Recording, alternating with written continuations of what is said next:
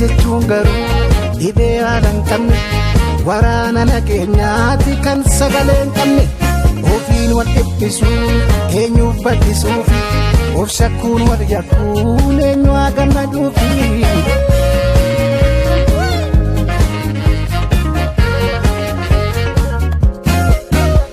Kan qeellam shaakkisuun marmaartu hanga soosa narratti jaalatte moo maal barbaacha waansa kan mi'eesse uumaan eenyumtuun busheessu maalum gootee dhibboo si haa ga'uu dhaamsi koo warqiinis kunnis anaaf si malee maalii kaa qabaa lakkii jaalallee waaqaan jaarsolii fuula dhaabbannee haa dubbatammoo waan waliin jenne haa dubbatammoo kamirraan banne nuti akka damboo maaliif daganne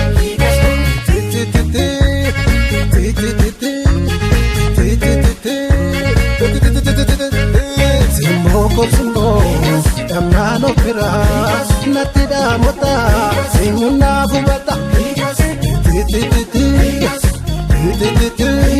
dhiyaate narraa fagaata lakkii wal malee nutti dhaamota.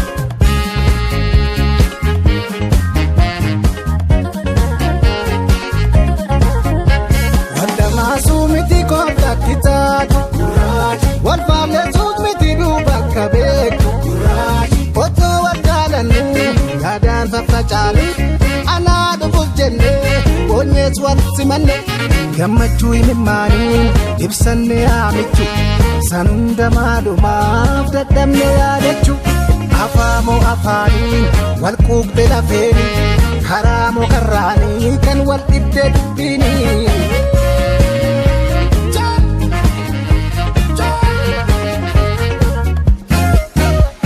Afaanii fuudhee afaan wal keenyee mijuu egeree keenyaa sunanne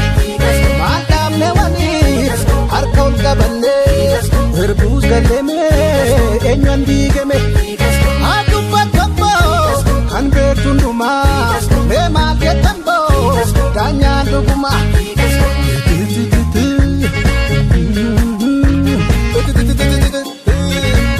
Caqasi hundaas fudhachuun hundaas gatuun as koota laalaa manni noo'itu.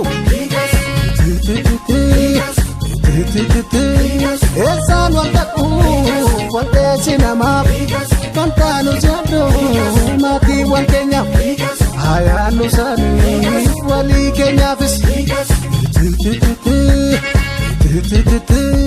Asiin jemmachiin achiis jemmasiin akkam goonume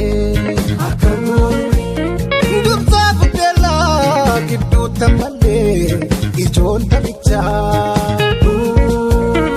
Eenyuun komachuuf nuti wal gaarreeffachaa hagam jiraachuuf wal nyaaraan gochaa.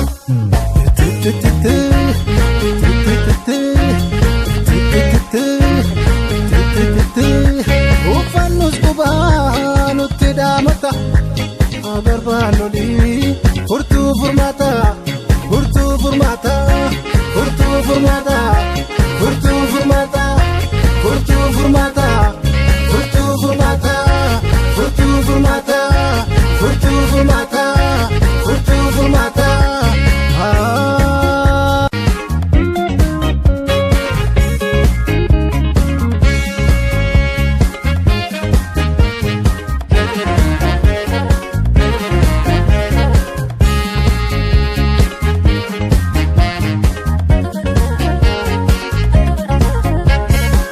Tolaan nu fedhitu bariitu keenya kun waaduma meefalli maali anjabaaf dambali